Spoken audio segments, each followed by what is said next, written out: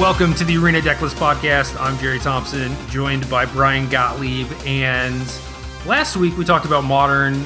This week we're also going to take a little divergence from Standard and talk about Historic, because Kaladesh Remastered just hit Arena, and Amonkhet Remastered was pretty impactful, but I think this is going to be the most impactful thing to ever happen to the format.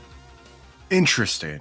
I don't know if I'm on board with that assessment, because there's a couple weird things going on, right? Like when we did Amonkhet Remastered, we added a lot of random stuff, and a lot of that stuff proved to be very, very important. The thing that comes to mind most is like Collected Company as a really impactful print. I think in terms of like the core sets, I would agree with the assessment that Kaladesh was kind of where things really started getting messed up before things got really, really messed up in this past year. So it's interesting to go back and look at this set again.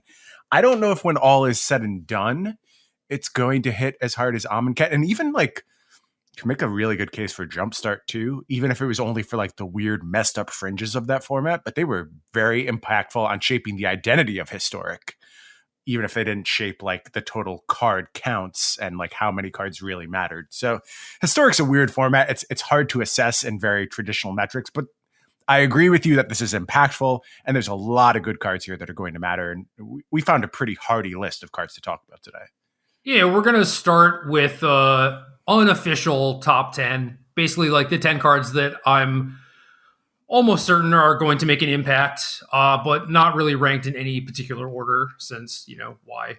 It's not super relevant. And then, yeah, there's also just a laundry list of things that are cool that can also spawn new decks or improve like some tier 2, tier 3 stuff. Yeah. And I think that's what you're hoping for when you go into a set like this, and you don't want the real dramatic outliers, the Muxus, or I guess Muxus was the only thing that like really was a hard fundamental shakeup. Although long term, Muxus was good for Historic and created a lot of excitement for the format. So I'm glad that card exists, which is but not a weird thing. Not in a good way. Not in a good way, man. I don't know if that's true. Because it was like a really good entry point for people who kind of finding their legs in these older formats, and it was very linear. It gave people a chance to play the game while they learned everything going on around it. And I think having those introduction points to a format that you're just trying to launch can be really, really valuable. So I understand the frustration of playing against the card, but I can make an argument that its existence was actually a net benefit to Historic really getting its feet under it. Because remember, this format languished for a long time. Like, it didn't have a lot of excitement behind it. And kind of, I feel like when the excitement started peaking was when Jumpstart happened. I agree with that. I just disagree with the premise that, you know, killing your opponent turn 3 on the play is like a good introduction to any format. You know, it's like you're getting to play games technically, but it's not like, oh, wow, I killed my opponent on turn 3. I really learned a lot about that game in this format, you know?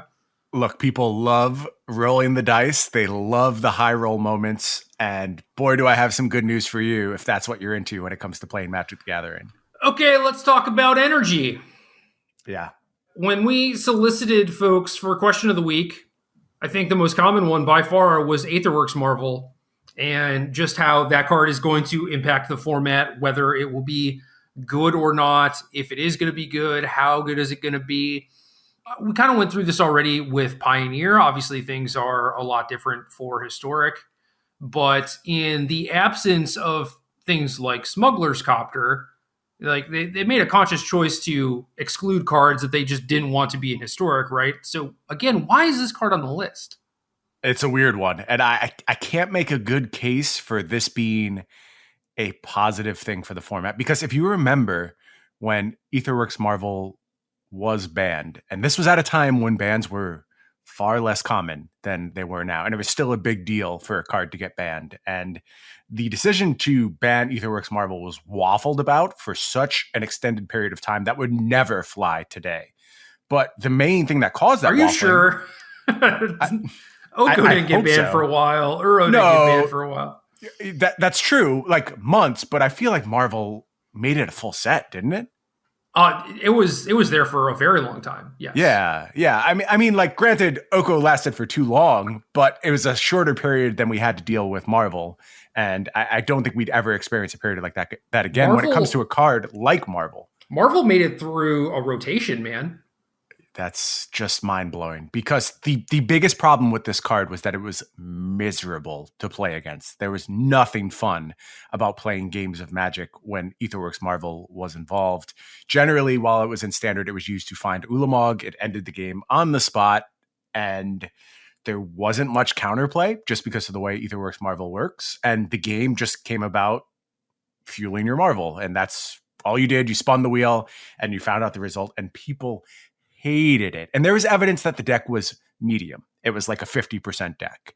And that's what kept it from being banned for a very long period of time. It didn't matter at all. It should have been banned long before that because the play pattern is terrible. And that's what really makes me question its inclusion here. Not really a concern about power level, because like you said, we saw this in Pioneer. And I think Marvel has a much better chance when it comes to Historic, because it lines up a little bit better. The format's a little bit more compact and I think less powerful, even if there are some very dramatic power outliers. But on the whole, I would classify the format as less powerful. So it's got a chance, but I'm not yet concerned about it. I just don't want to play against it. That's the big problem I have. Yeah, I would be fine to play it myself, but that's where it ends. You know, it's like I can do this thing. I think that's fine. But I certainly don't want to play against it either. It's weird to me when the argument that Wizards made around the time of Aetherworks Marvel was that the win rates were not very good, and it seemed very almost condescending in the write-up that they did for when they banned it, where it was like, you know, the win rate's not good. Everything points to Marvel not being a good deck, but like y'all are complaining, so fine, we'll ban it, you know? Mm-hmm. And a lot of the same stuff happened with Omnath, I think. At least like... At first, right. Yes. And then it was like, okay, well now it's in this adventure deck and it is actually like really good. But even around Omnath, they pointed towards, you know, win rates not being very good for the deck or whatever. So they keep doing that, and then they keep having to ban things anyway because people don't enjoy playing against them. And, you know, granted, Omnath did end up being very, very good, but still... And now it's just like, yeah, let's have another go with it. Let's try Marvel again. And it's like, it kind of like Mux is like, if this is a part of the format, I don't think people are really going to enjoy it that much, you know? And I would agree with you, but I'm just wondering if there's some evidence to the contrary. And we are not the typical Arena player at this point, and you just have to always contemplate that. And I think I would still make the case that there's not enough upside here, but I have a feeling that there's some data that says the contrary, because we keep doing this thing. We keep doing the reveal this top X cards and see what you hit. We do it over and over now. It's become commonplace in Magic. It kind of started its reign of competitive terror with Collected Company, but you know, you can go to Turn Timber Symbiosis, you can go to Winota. There's just been dozens and dozens of these effects that we keep playing with. Somebody likes them, I promise you that, and they're testing highly somewhere. I have not seen that data, so I'm not sure. Me neither. But otherwise, it's like, why are we doing this? Like, you hear the complaint very loudly, like this is variance incarnate, and it feels miserable to just get blown out on turn 4 with these effects. But we keep doing it over and over, so somebody likes it. Here's the thing, though. How much worse would this set sell if Marvel was not in it?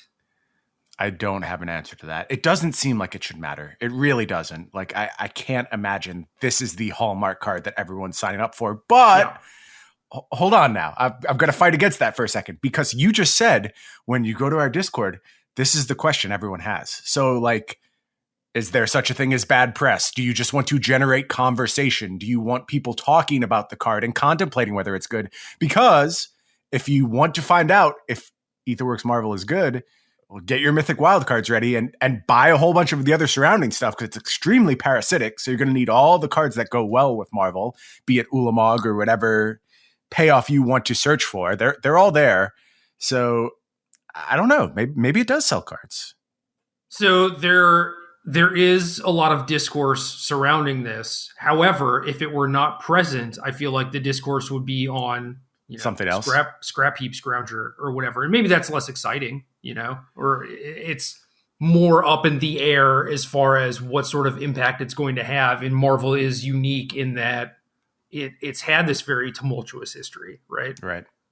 So sure, it is a conversation starter, but I feel like at the end of the day, that's not necessarily selling packs or like getting people excited. Like we have, 30 cards to talk about today, right? It's not even just this. And even if it wasn't Marvel, maybe it would just be the energy mechanic as a whole, like is Rogue Refiner busted? Yeah. Right? I mean, Teamer Energy was banned too, right? So it has the same kind of precedent of being cards that certainly raise people's ire and their alerts when they see. So it's a weird spot. If I were designing this set, I would have skipped it. I don't think the value's there. I agree with you, but I can also make the opposite argument if you force me to. And I'm sure someone did. And that's how we got to this point, because obviously cards were removed from this set. And we're going to talk about that later on, but it was something on the table and it wasn't applied with this card. Well, the point that I guess I can make to maybe drive this home is that if they are working towards Pioneer on Arena, then the inclusion of this makes sense because it is a card that is legal in Pioneer. Okay. Right? Whereas like Smuggler's Copter is not. Right. So right. maybe so if even that's what's shaping our decisions at this point. It's so weird though. I feel like a broken record, and it's a weird thing. Like I've been doing content creation for a long time now, and I'm starting to become like a veteran. And I feel like all the things I say, I've said at some point in the past, and I'm just constantly repeating myself. But I'm going to say it again. Pioneer Historic as a split, it doesn't make sense anymore. They're so diametrically opposed, and only one of them needs to exist. And having both on Arena makes no sense to me whatsoever. Let Historic be its own thing.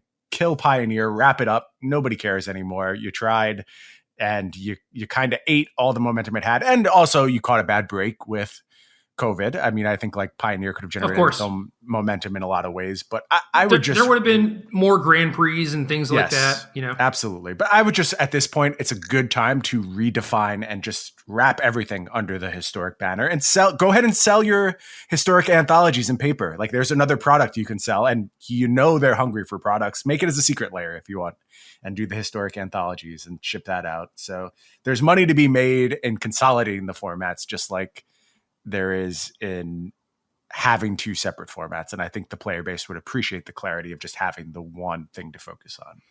As odd as it would be, I agree with you. I think they should just scrap Pioneer, make it Historic, and then actually decide on what you want Historic to be. Yep. If it is maybe in the next 5 years, work it towards Modern, like getting a lot of that card pool onto Arena or whatever. Or if you just want it to be contained, have it be contained, And then, like you said, sell Historic Masters in real life or whatever. And this is the weird part: just start running Historic, which is like an arena-only format on Magic Online, and just kill Pioneer. Yep. If people want to play it on that platform, cool. I think so. I think that's the right move. And I also I'm very cautious of moves like this, because one of the big things you have to be doing presently after the tumultuous last year is respecting people's investments. And I think this is a safe enough move that people who have bought into Pioneer as a format won't feel burned by it. I think there's enough overlap. And if you were able to launch this format, I think you're probably creating value for people who made large Pioneer investments, and as opposed to just letting the format rot and wither on the vine, which is what it feels like it's doing now. So for maybe not the majority, but definitely for a decent chunk of the card pool, I think the equity increases because you can then have Historic tournaments in real life when that stuff comes back. Yes. Like those paper Historic cards then become worth money, so you're not losing out on like your Pioneer collection or whatever. I agree. So I think it would be fine. Well, we're on the same page there, but nobody listens to us, so I guess we'll just keep going with these two formats. Correct.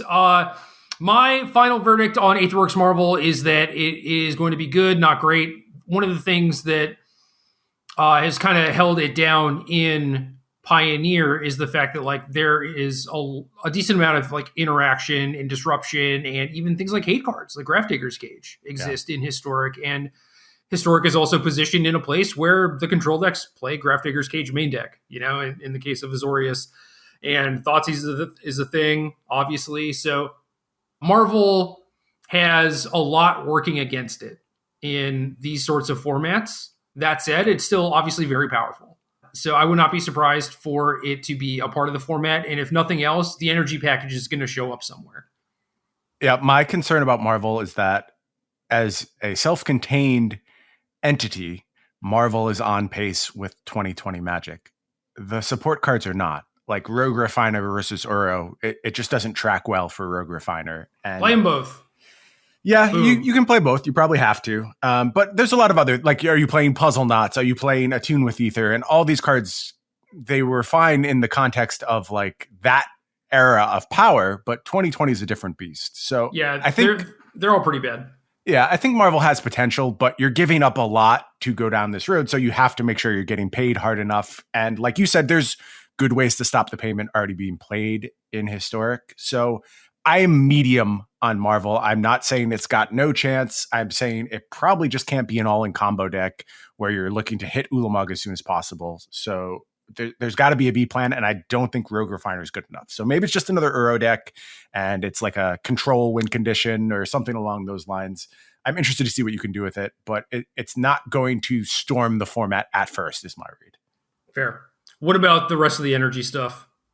Like, Teamer energy or Sultai or having Aether Hub, Siphoner, Aethersphere Harvester in mono black aggro or something. So Siphoner is maybe the one exception, but on the whole, I'm very low on the energy cards. I just think they are so parasitic, and you reduce your card quality so much by leaning into the package that you're damning yourself when you're trying to keep up with current power level. Something like Teamer Energy doesn't seem like it will track all that well. I guess I would also say Bristling Hydra I could put in that same category of a card that just on its face is a fine Magic card. That's what you're going to need to see energy cards succeed in this format. So I buy Siphoner, I buy Hydra. I don't buy using like Harness Lightning as your removal spell, and then right. Dynavolt Tower, and even Rogue Refiner. These are just not good enough cards. So self-contained stuff, good. Whole packages not going to do much in Historic is my guess. Cool. Next up, we have Fatal Push. We have Bloodchief's Thirst, which is close, but I think pound for pound, unless you are specifically worried about bigger planeswalkers, Fatal Push is just the stronger card. Agreed. And this has been like a focal point of the Pioneer format. So it arriving in Historic means these mono black aggro decks now have a very real chance. They picked up multiple tools in this set. And I think that is a deck that has floated around like tier 2, tier 2.5 in Historic and hasn't quite gotten there. And a lot of it was just missing Fatal Push Thoughtseize. And now it's there. I expect this deck to firmly slot itself into tier 1.5, tier 1-ish when the moment's right. Yeah, also you have things like the Sultai control deck that was playing, Eliminate and Heartless Act and stuff like that. Eliminate obviously has a lot of versatility when things like Narset are in the format, but this could potentially make things like that a little bit more palatable too. Mana efficiency is everything when you get to these older formats, and just being able to still advance your battlefield while answering an opposing threat. Real big deal. Fatal Push will change the dynamic of the mono black aggro decks for sure. Winding Constrictor. This effect's becoming redundant now. I mean, we have multiple ways many to do this counters thing. As a fair deck, I'm less than impressed with it. Again, I would just focus on hard disruption and like consistency and all of your cards being good, which makes something like mono black more appealing as an aggressive deck. And I don't think you want to do like mid-range-ish green-black aggro built on Winding Constrictor, kind of resembling what the deck was in Kaladesh Standard. That's not what I want to try and do. But if you can go hard on these synergies and do things like the Ozolith or find ways to go infinite with these combos, that's what you should be looking to do. And the more and more copies of this effect we find, the more apt that is going to be to happen. At some point, we'll get hardened scales in the format, and that will start happening as well. So these are certainly very, very playable effects. And there's some of the pieces missing from the early Pioneer format that made Winding Constrictor very good there. And like Nissa comes to mind. We still don't have that card, 3 mana Nissa. But there are things like Vivian floating around. So I'll play with this card. I think it's going to be a trap in a lot of instances. And it's still waiting for just a little bit more support. Yeah. One thing to note is that you don't have Walking Ballista, right? And that's a big part of it. Yeah. It was a huge part of the deck's utility, and it gave you the ability to like burn people out, control the board, and now basically you're just making power. It's just way less impressive. Right. It feels like we need some kind of replacement. You need the Arcbound Ravager type effect. That's what all these decks have been missing for me. A way to move things around at instant speed and complicate combat. Obviously, Arcbound Ravagers don't grow on trees. Probably, thankfully. I don't think we want too many of those around. But there's got to be wait until Mirrodin Remastered. Who knows? Who knows where this format's going? Anything's possible. Maybe that will be the case. But for the time being, medium Unwinding Constrictor. All right, next. Did you know that Bomat Courier is one of my favorite cards of all time? I feel like I knew that. Yeah, I mean, you certainly played enough with this card in the red-black era of Standard, and were a huge Bomat Courier fan. I've never seen you go too far out of your way to include it, though. Like, you've just played it pretty much stock, like mono red, black red. Those are the notebook deck lists, man. Okay. Those are the ones they don't make deep. It out of the notebook. No, I mean, Bomat Courier has been enabling like Spire of Industry in a lot of my very, very bad decks that have not seen the light of day. But outside of random garbage brews, this is like the perfect aggro card to me. Yeah. Because, it does like the attacky haste thing. That's cool. But it is a cheap threat. I think, aggro decks that have access to good one drops and ones that don't are just leagues apart, right? And we see that kind of like in Standard currently. Yes. And this is a fine card to play on turn one, and it's potentially card advantage, but it doesn't happen until much later, and you can get around it by blocking or just like killing it when it's tapped out. There's just so much counterplay involved. Like, this card is just perfect, man. It just is. I thankfully have some expert analysis I can offer here. As you know, Janelle and I play Pioneer with each other. Yes. And so she generally plays mono red, although she recently has started getting into Green Devotion. Really enjoys that deck. I was hoping you were going to say like Lotus Breach combo or whatever. No, she's seen Breach it. Is gone, and but. She kind of lost interest in the Lotus combo very quickly. She's just like, let me know when I'm dead. And I'm like, okay, we'll do. But the first time she played against Bomat Courier, I was playing the Ensoul Artifact deck, and she was on mono red, and my Bomat Courier was just like not the prevailing threat, so I was able to stay on the battlefield for quite some turns. Yep. And then I cashed it in for 5 cards, and she's just like, that card's too good for 1 mana. And I'm like, I kind of agree with you. It really does do a lot for 1 mana. You shouldn't be able to get 5 cards from your 1 mana. Goddamn right haste it is, creature. Janelle. It's way too good. Right. So she nails another one. She spotted it very cleanly. Bomat Courier. I expect to see play in both mono red aggressive decks. Any kind of artifact-based brew can benefit from a Bomat Courier. And there's a lot of like weird colorless stuff floating around this format.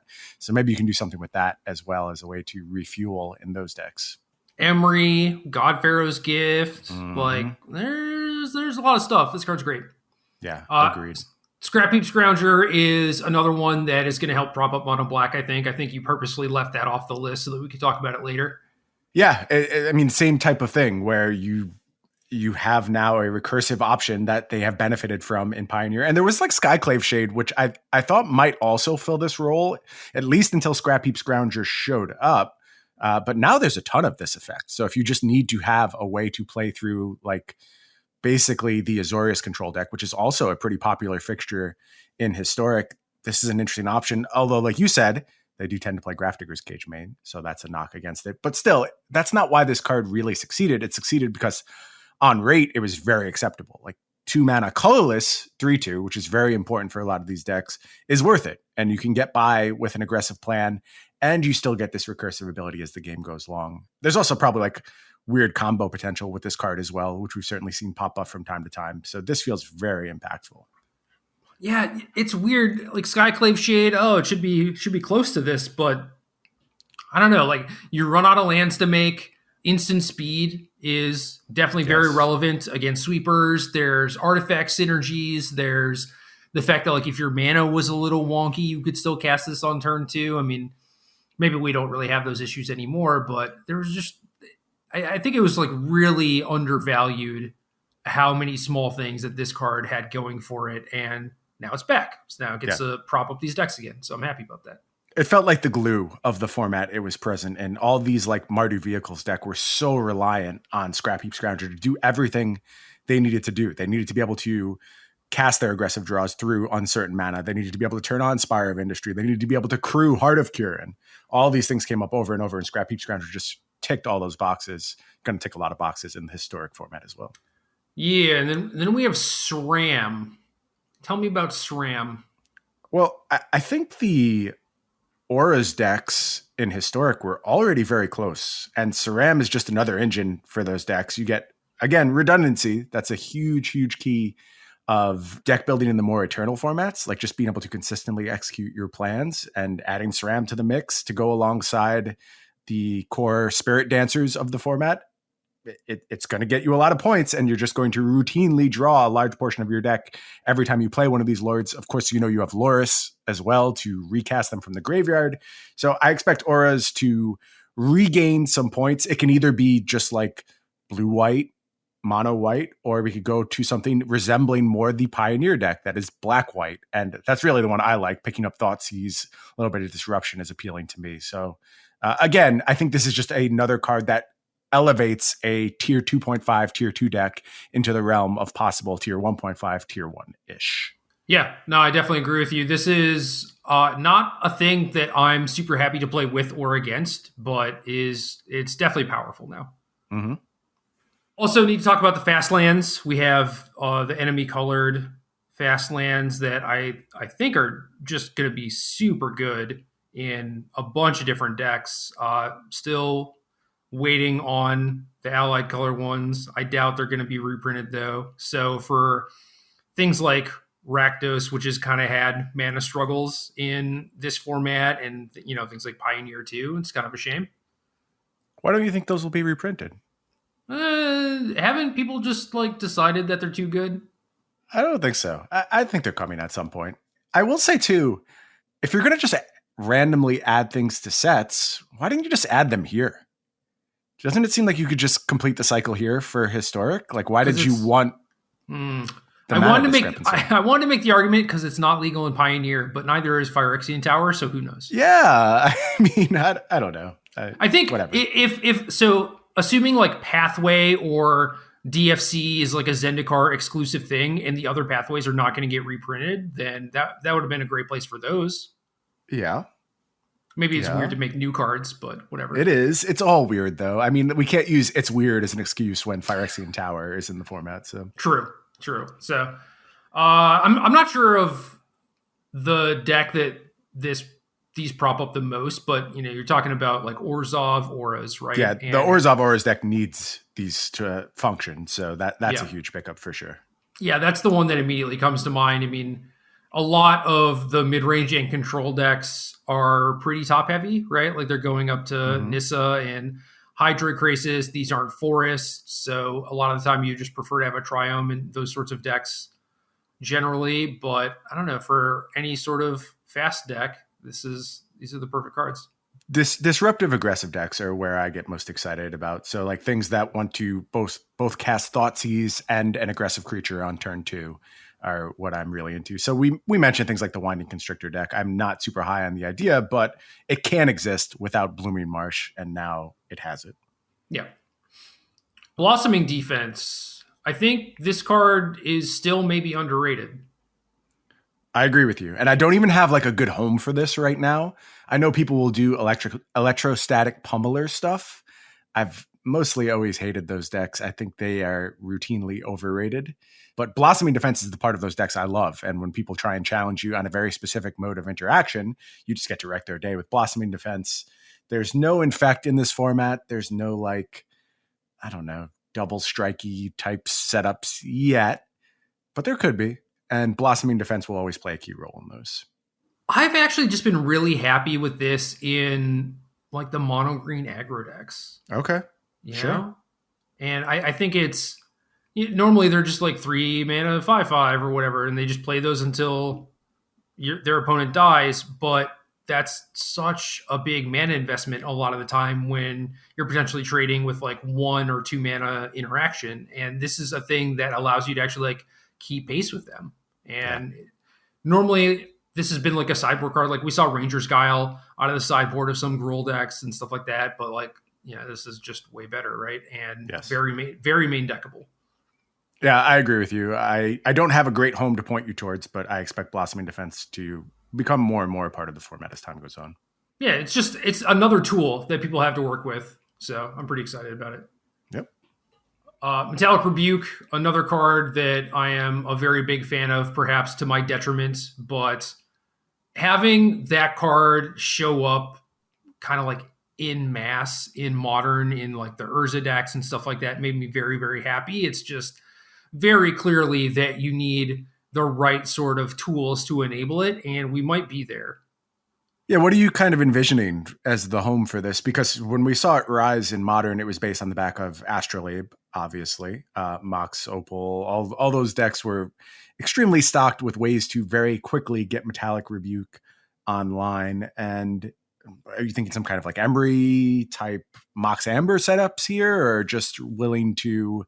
Yeah, I guess that we talked about Bomat Courier, right? There's plenty of Bomat Courier stuff you can do. And more colorless stuff. So maybe artifact-based blue decks.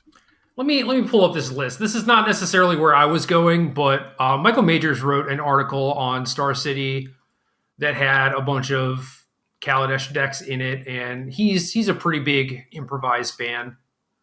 Michael's deck is Psy Master Thopterus, which was another card that enabled this card in Standard. And for cheap artifacts, he has a couple Mox Ambers, Renegade Maps. Not a huge fan of that one. I mean, like Chromatic Sphere is legal. Surprised to not see any of those. He also has 2 main deck copies of Grafdigger's Cage. We talked about that earlier, so that's kind of cute. Maze Mind Tome. It's not the most perfect enabler or anything, but it does exist. So yeah. Psy is definitely a big one. That one is huge.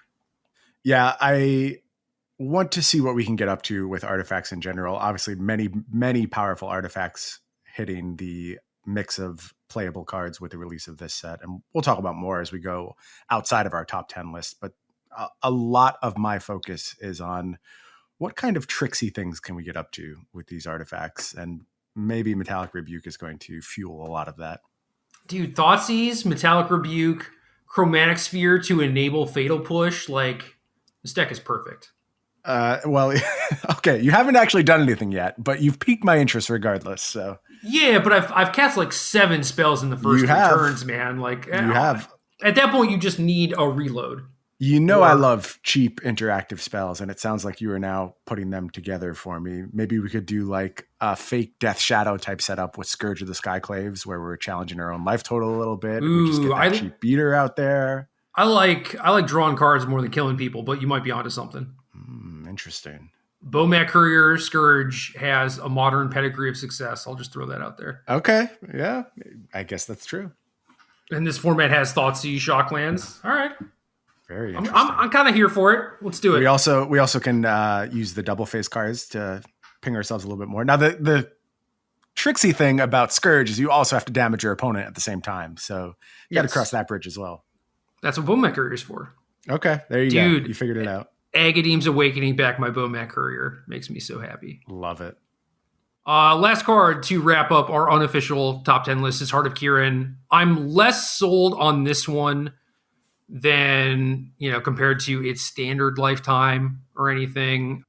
It's not easy to crew, and a lot of our great 3-mana planeswalkers are like banned. Yep. So that makes it a little bit more difficult. But I don't know. I mean, when there's a Scrapheap Scrounger, there's a way, I'm pretty sure.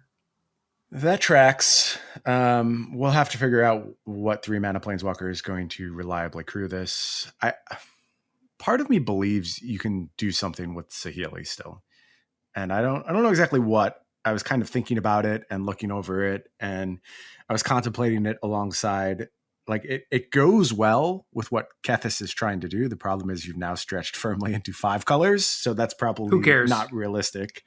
I don't know. That's a lot, but still, Whir of Invention and Chromatic Sphere solve all problems. Springleaf Drum, maybe true. There's a lot of options. There's a lot of ways to make it work. But Heart of Kiran, if you find the right 3-mana planeswalkers to back up, I think will be very strong. Who do we have for options? Like you don't really want to use Narset with it. We're missing Nissa, like we said. Yeah, Teferi's gone. Oko's gone. I don't really know. I don't know who's going to be Fueling Heart, but powerful Magic card, good pedigree. Any 3-mana Planeswalker that comes in the future, you can certainly think about. I guess there's like new Jace. Can you do something there? Maybe. I don't know. It's weird, but interesting. It's like Yeah. Jace certainly works better than like Narset, you know? Yeah. I feel like this could be a 2 of in Gruul aggro too. I mean, I know that you're probably not a fan of cutting creatures from the Collected Company deck Can't in do order it. to Heart of Can't do Kiran, it. but Nope. you're not legally obligated to play Collected Company, so Okay, then I can consider it. like Burning Tree into this. That's kind of a combo. You're a good portion of the way there, I would say. Yeah. All right. Cool. All right. So now we get to the fun stuff. You ready for this? I am ready for this. This is going to be a lot of I don't know what this does. Mm-hmm.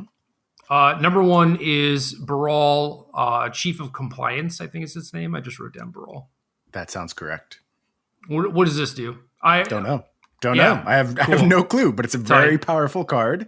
It's again redundant with Goblin Electromancer. Is that card legal? That card's legal, right? Yeah, it's in the Ravnica sets. Okay, we're safe. Yeah, so now you have multiple versions of that. Obviously, that was the backbone of like Storm in Modern. We don't have any Storm cards here, but cost reduction is messed up. Redundant cost reduction can be really messed up. There's other cards here that we're going to talk about that have teamed up with Baral before to great effect. I'll just spoil it now. Paradoxical Outcome. Yeah. We've done this. Metallic Rebuke, Psy. Ever heard of it? Yeah, I don't know that these decks really hit the heights that we sort of expected from them. They didn't quite get there, but they were close. And certainly if you expand the card pool dramatically, they look completely different and they pick up a lot of tools. So see what we can do with those cards together. Yeah. That's kind of the obvious home for me. I don't know if you want to try doing Arclight Phoenix things. That's definitely one of the things that has mostly been underpowered throughout the entirety of this format, but Baral is a slightly better Electromancer for that sort of deck. I don't know. I've played Baral with Metallic Rebuke in those outcome decks. I really like that. If you're also doing like an artifact sub theme, that's pretty nice. If you can, pair any counterspell with it in your Phoenix deck, then that's pretty cool. But I would imagine at some point there's going to be some spell-based deck. It's just a card that has an effect that is potentially breakable. And if we didn't talk about it, then somewhere along the line, we'd look like fools. Yep. Toolcraft Exemplar. This is one that I think is pretty medium for a lot of different reasons. Mostly agree with you. Again, like there's just good one-drop options. You're not as constrained as you were before. But I feel like we always try and make Mardu vehicles happen. But there's kind of a good reason to when you think about the ability to play Thoughtseize in the deck. And you really do want cheap beaters to go alongside your Heart of Kirans, your Scrapheap Scroungers, and Toolcraft can do that job. And I don't think you're going to be punished that hard on the mana. Like you can actually make it work. So that's worth exploring at least. I don't know that it keeps pace with the more explosive options, but like all of these aggressive decks in this format, unless they're big like Gruul, they should be Thoughtseize decks. And so 1-mana threats that you can cast in your Thoughtseize deck are at least worth a mention, I think, when you're going over this set. So I don't like this card because I don't know what white is really offering you. Thalia? That's a good card. That's a great card. I mean, that's the thing that comes to mind as a unique aspect of white. Now, obviously, like that doesn't go particularly well with the idea of I'm playing a bunch of Heart of Kirans. Yep. But in so many ways, Thalia, Heart of Kiran just do not work in so many ways. Yeah, but you can like put together a kind of white reddish taxes deck based on Bomat Courier, Toolcraft Exemplar, Heart of Kiran, Thalia. I don't know. This feels more and more dicey as I go through it. There's no Gideon, right? Like there's no 4-mana payoff. Like you can do Chandra stuff, or I'm sure, Rankle or whatever. But ultimately it comes down to Toolcraft Exemplar is like the one good white card in this sort of list. No Thraben Inspector or anything like that. It's like, Why would we be white? Yeah, that's a hard question for me to answer right now. The only thing I have for you is Thalia, but I would have to really think about what that sketch looks like for a reasonable Exemplar Thalia deck to exist. Yeah, so I think the Toolcraft, like 1 mana for potential 3-power creature is definitely good enough to stand up in this format. The mono black aggro creatures outside of like Knight of the Ebon Legion are all pretty embarrassing, so I would definitely like to have a little bit more power there. But Sure.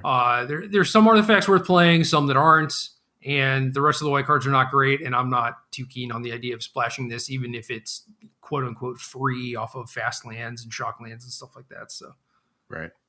Refurbish, a white card I actually like. I'm not sure if Refurbish on Godpharaoh's Gift is stronger than playing, mono black or really any of the Gate to the Afterlife decks. I will say that Refurbish is a little bit more explosive. Like, you don't have to build towards Gift and then also have usually 5 mana in the same turn to like play and activate it. But, you're also working off your graveyard a little bit more and stuff like that. So it has pros and cons, I think. But again, white card bad. Yeah, I mostly think this is nonsense, but every artifact that ever gets printed can potentially interact with it. So the most obvious thing is Godpharaoh's Gift, but maybe there's something else as this format gets weirder and weirder where we can go to Refurbish. I am pretty skeptical of this one, though. Okay. What about Torrential Gearhulk?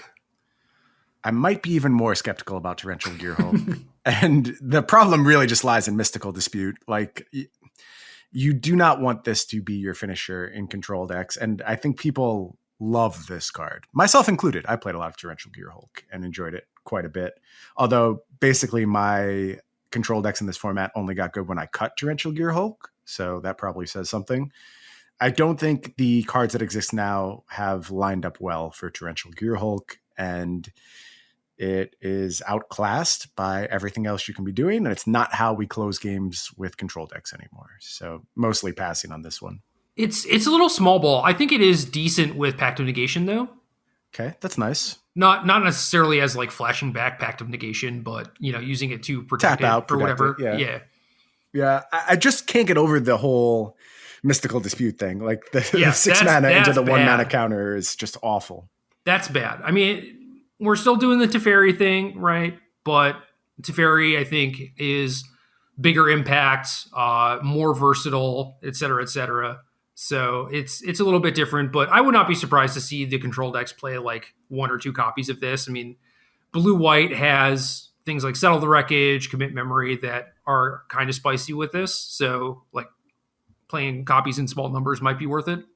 I guess here's the thing I'm going to come back to with this card is that you can't really come up with a use case for me that solves a problem these decks presently have. Agreed. Like, you're just trying to tell me that this card is better than all other conceivable options, and I don't really believe that. I think there's just better Magic cards now. So if this gets to a point where like closing the game in a 4-turn window is very important, and that's what you're playing towards over and over, or there's some kind of recursive setup you want to use, or for whatever reason like Urian blinking this becomes important, then okay, you have a reason for it. But as it stands right now, I just like, this doesn't seem better than other finishers you can potentially play in blue-white. Last thing, I guess it's worth noting that if the format continues to be in a place where you want to main deck Graph Taker's Cage, that is not great. Agreed. So that might be the one thing that keeps this from actually showing up. Because normally I think people would just like jam it in their decks to try it, Right. Minister of, I think it's Inquiries. Is Impediments like some other really weird old card? It is Minister of Inquiries. I just typed it wrong. Okay. You have Minister of Impediments written down, which is actually a card from Shadowmoor. Nice. No. This is Dissension. It is 2 white hybrid, tap to tap target creature, 1/1. Nice. Yeah. My brain went on a weird spree there. So I made this list by having tab open on my phone, and then I would like go into notes and write it down.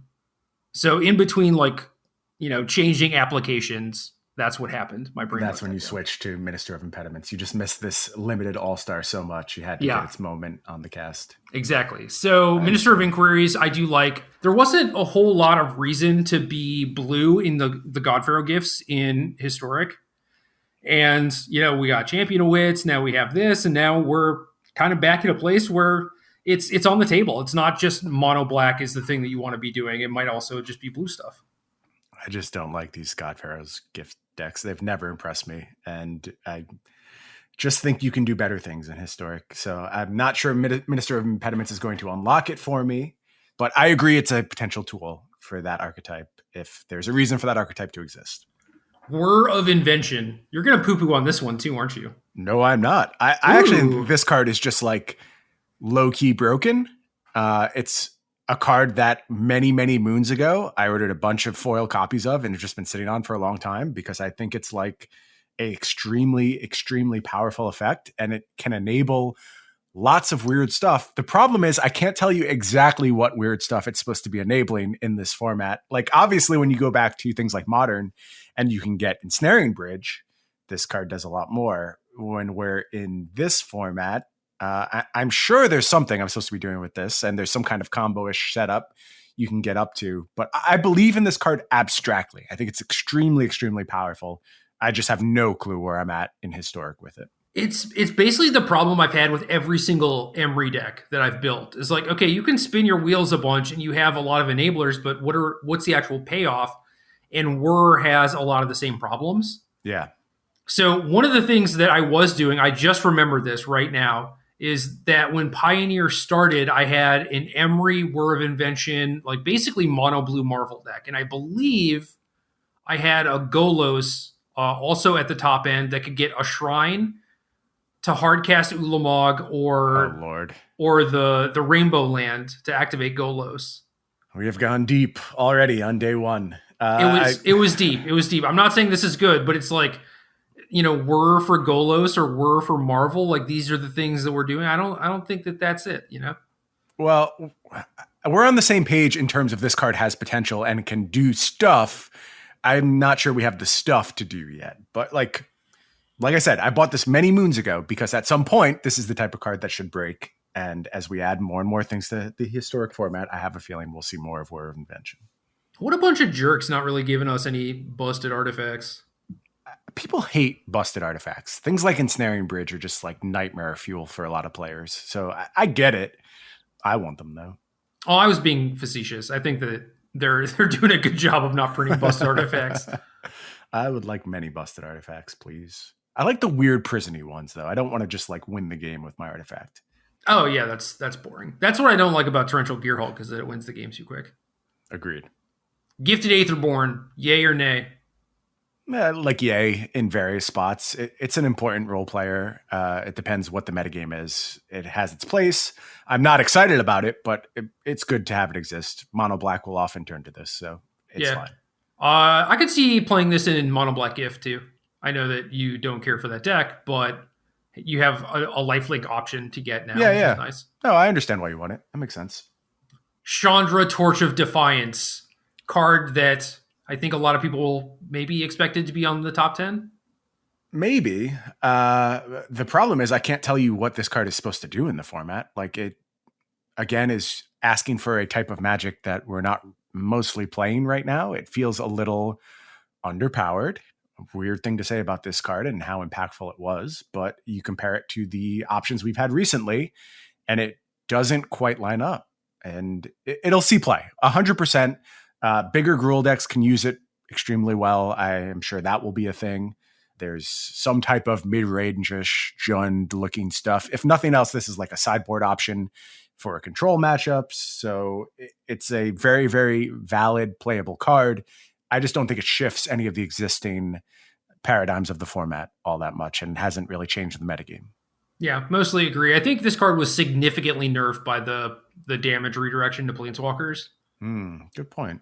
So if you could use this to pick off Narsets and go after Teferis, then it would be a little bit more viable. But now in the case of like Gruul, it's like, why aren't we just doing like Klothys or even like Heart of Kiran? Like if you're trying to dodge a sweeper or have a difficult to remove permanent. Like, this just doesn't really stack up. Yeah. Verdurous Gearhulk. Speaking of stacking up, What am I supposed to do with this card? Like, I'll put one in my Vivian sideboards. That's probably everything I can do with it. But again, it feels a little outdated, not quite as powerful as I expect from my 5 mana play anymore. And winding Constrictor into this, I highly doubt that's going to be a thing. And people are going to want to make it a thing. I think you should probably save your Mythic Wildcards on this one.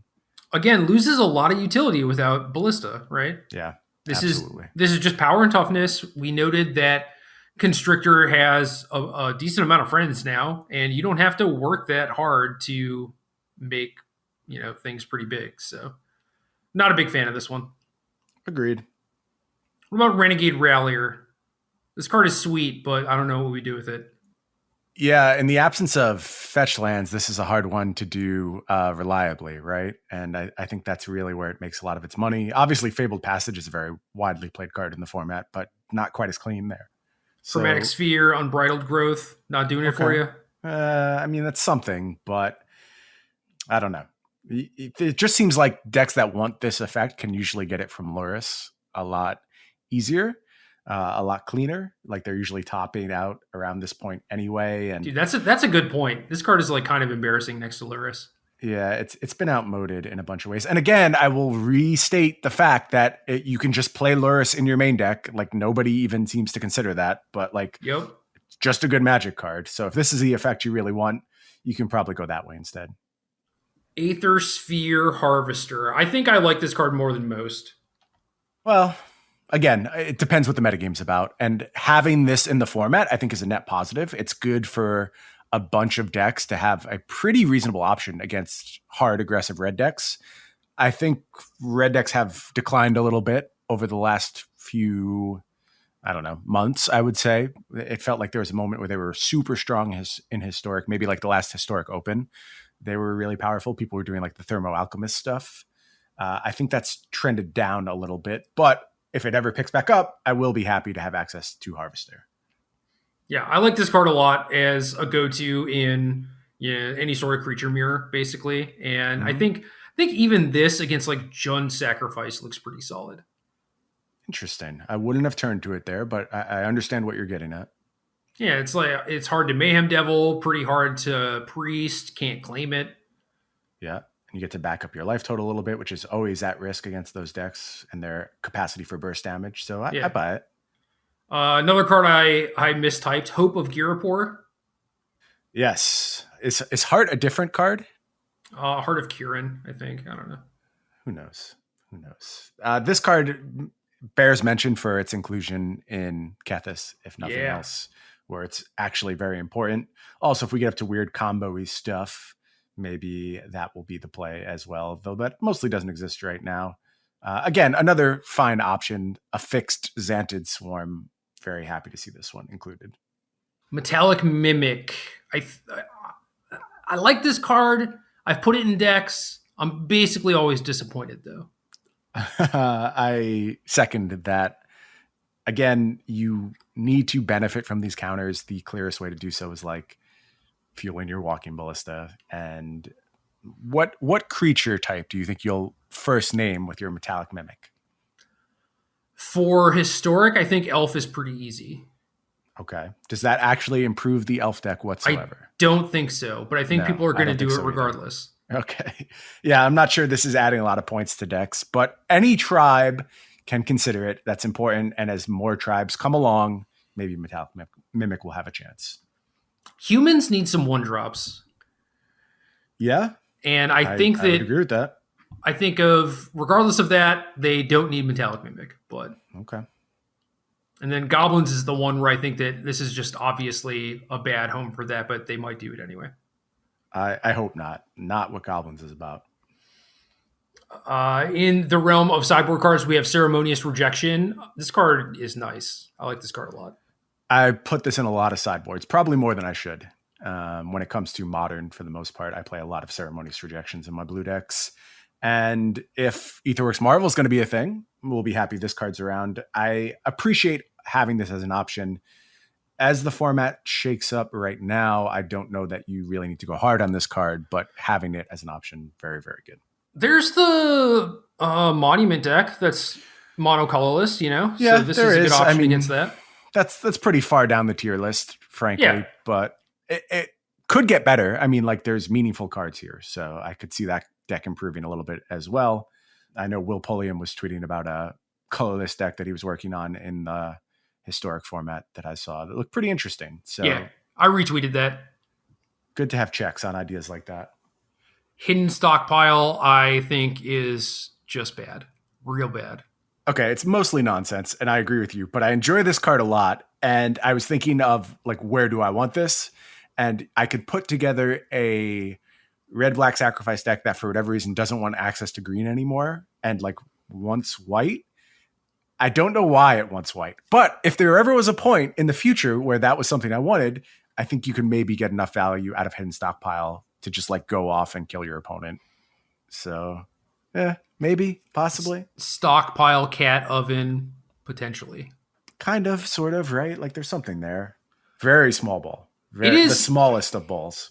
I guess cat oven lends itself pretty well to triggering on both turns, but it does. Yeah, I don't think you'll have a hard time making the tokens. I just think it's really hard to get any value whatsoever out of the tokens. Yeah. Does make Priest of Forgotten Gods maybe trivial, which is nice. Yeah. Okay. All right, Aetherflux Reservoir. There are some decks that have played multiple copies of this. I think for the most part, this is just like in Pulliam's deck, for example, he was going off with Mystic Forge, Paradox Engine, and had one copy of this as the kill condition. I could see this as like Whir target to win the game in Paradoxical Outcome decks. Yep. So it's a tool. It's an artifact that kills people. That's exactly it. A bunch of stupid combo decks have leaned on this card as their kill condition. And if you found a way to do something weird and generate a bunch of spells and mana and don't really know how you're supposed to end the game, this will often be your answer. Lifecrafter's Bestiary is a card that I have loved in the past, but kind of similarly to Chandra, I think Life has sort of passed it by. Feels a little small. It was an important part of the early Pioneer format, which gives me a little bit of hope, because I would say these formats are kind of on the same power level for the most part, but it needs to be about a mid-range style of Magic, which mostly is not what's being played in the historic space right now. Everything's a little bit more linear, a little bit more direct than just trying to get a few cards and generate a little value. So has a home, doesn't feel like it does right now. What about Scrap Trawler? What are you getting up to with Scrap Trawler? Don't know. No idea. But just a card with a pedigree of being somewhat broken and somewhat powerful. And if you're able to move a bunch of artifacts around or do Tashar nonsense or whatever, this card has proven its worth if you put enough pieces around it. And as you mentioned, there are like bunches of spheres and stars. And thankfully, there's no Carrot Clan Ironworks, but it doesn't take a lot to benefit from a scrap trawler. Did you say Carrot Clan? Carrick. Is that what it's not called? What's the name of the card? Krark. So it's like, Krark? Yeah, like the dude without thumbs. I've always read that word as Karak every single time I've ever looked at it in my life. Word. Krark. Yeah. Learn something new every podcast, Jerry. That's why I come week after week is to learn this stuff. I was like, Carrot Clan? Like, what are we doing? Rabbit-based decks, yeah. Yeah. No KCI. I wonder if there's a way, like, Tashar is definitely interesting, but I wonder if there's a way that you could go off with, like, Kinnan, Golden Egg, returning my Chromatic Sphere, returning my Mox Amber, or whatever. Okay. I haven't found it thus far, but you've made some mana and you've moved things around, and I don't know, maybe like now you cast Paradoxical Outcome with all this stuff. Well, yeah, I mean, like Tashar kills in a lot of those scenarios, right? So, yeah, okay, it's interesting. This is going to be another one of those decks that like Majors builds or you build and you send me, and it just like doesn't work on Arena. Is Tashar fixed yet? I don't know. I'm still traumatized by that. Yeah, that last experience with Tashar was just miserable, and it was very painful. I thought we had kind of a broken deck, and just like, nope, can't play this. Yeah, inadvertently banned. I guess that's one way to do it. Anyway, card's probably cool. This is more of a thing that I would be interested in doing in real life than online, and that's like a year out. So Sure. finally, we have big old boat, Skysovereign console flagship. This is seen play in a bunch of spots as just like a fair sideboard card to bring in, but also Karn is in the format. And I think like this has been an important part of many, many Karn packages. Ugh. So Whenever I see Karn into this thing, I'm just like, come on, this is not a thing that you should be doing. it is a tool in your utility belt. Like it's a tool. When Batman loads up his utility belt, he's not thinking like, oh, I'm going to use all my smoke pellets today. He's just thinking, I have a smoke pellet should I need it. And that's what Skysovereign console flagship is. Yeah, but he's also not carrying like 100 pounds of smoke pellets, like he probably picks and chooses how far he goes down the smoke pellet path. Right. You only have 15 sideboard slots, man. You only have so many little loopy pocket things on your utility belt, right? Yeah. I mean, like, look, these decks mostly give up their sideboard once they go down the road of Karn. They're committed to the idea. So and I hate that. I hate it so much. I know you try and bridge the gap between the two. And I'm not sure what the correct way to do it is. I think you benefit from the wide range of options. And it's really hard to swing a meaningful number of matchups with just like the 3 sideboard slots you have remaining. But if you have a problem that needs addressing, people should probably put that option on the table more often. And I agree, they default to just giving up entirely on the sideboard. I will say that when I've worked on this style of deck in Pioneer, I've gotten to the same place. I just haven't found much to do with the sideboard. Maybe that's on me. Maybe you can find something better. But I've been happy to have my console flagship in that format. Look, if you were playing Devotion and Karn was not a card, or you determined that you should not be playing it, you would find cards to fill your sideboard that did a job.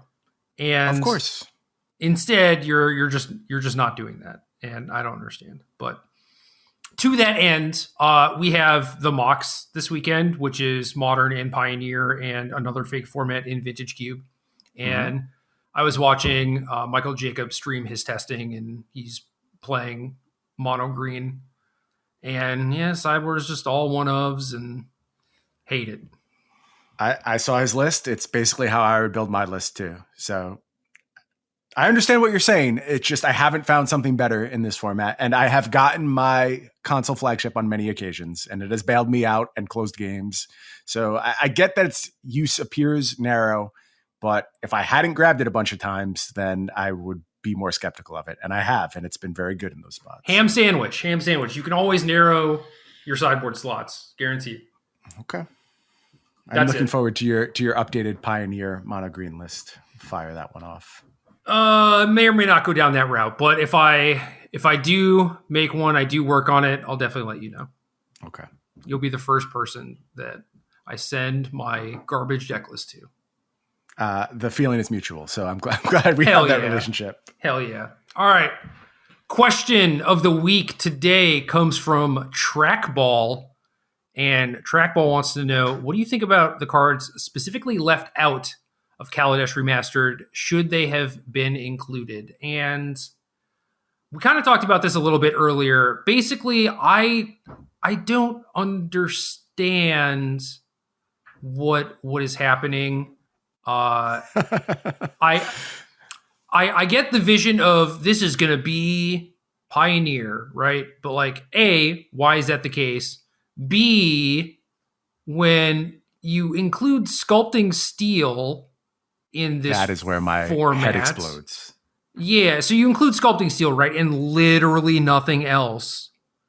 How? What is going on? Did we get to that decision? Like I can see in choosing to include sculpting steel, like that makes some degree of sense if you're like, okay, we're looking for cards to add to this. I could see leaving some cards out, or maybe just replacing the one card you chose to remove with sculpting steel. I need one replacement. This will be it.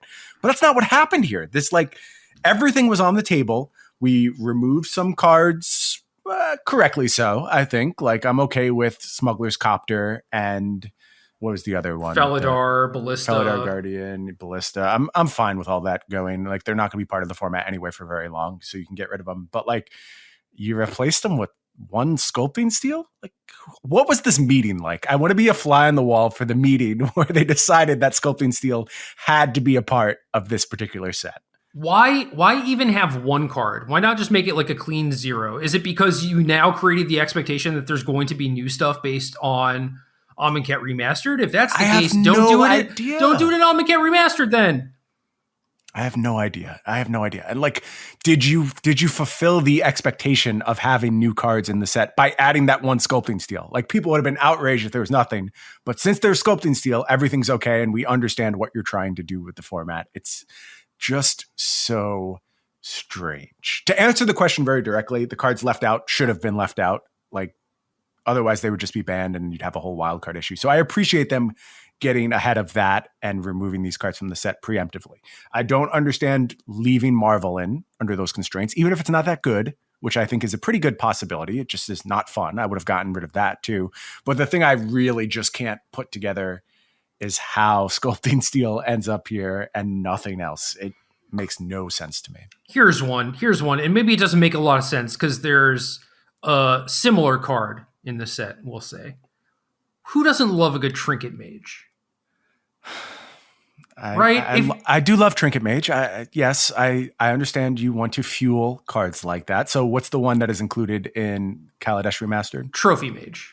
Okay, so you wanted one more thing for Trophy Mage, and therefore you had to add Sculpting Steel. That was the change that this set absolutely demanded. That's what has improved the play experience for everyone who's signing up.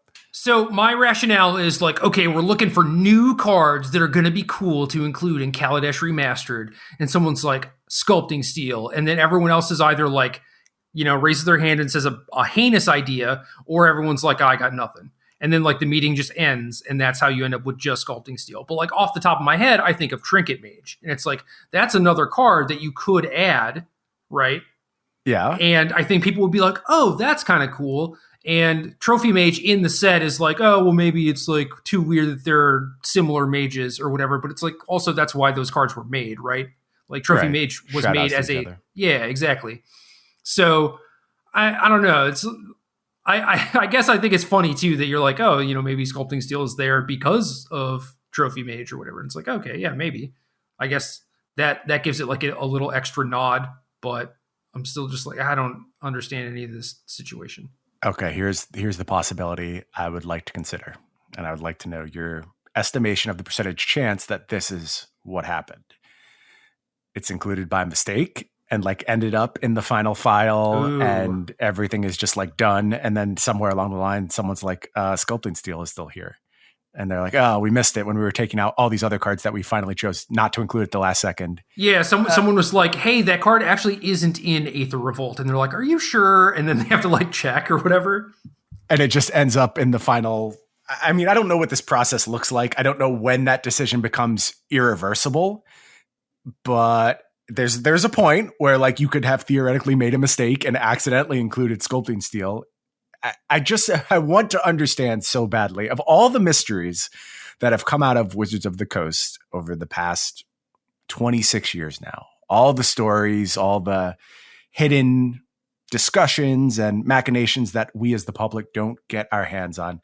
This is the one that I want to call in my one time on. Tell us why just Sculpting Steel. Please explain to me how just this card is included in this set. Better yet, are you ready for this? I'm ready. Dear listeners, please send us your Sculpting Steel conspiracy theories. Oh, wow.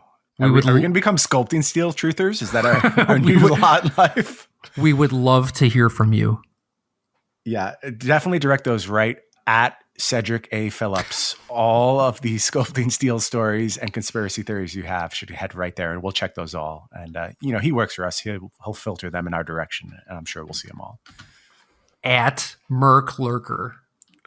That's another good place to send them. I like that as well. At Merc_Lurker. Thank you. Yes, get that right. I find it hard to believe that Merc Lurker with no underscore is taken. But wow. So many Merc Lurker fans out there. Here we are. I don't get it. Mysteries. Maybe we'll find out at some point. Maybe we never will. We'll see. Game.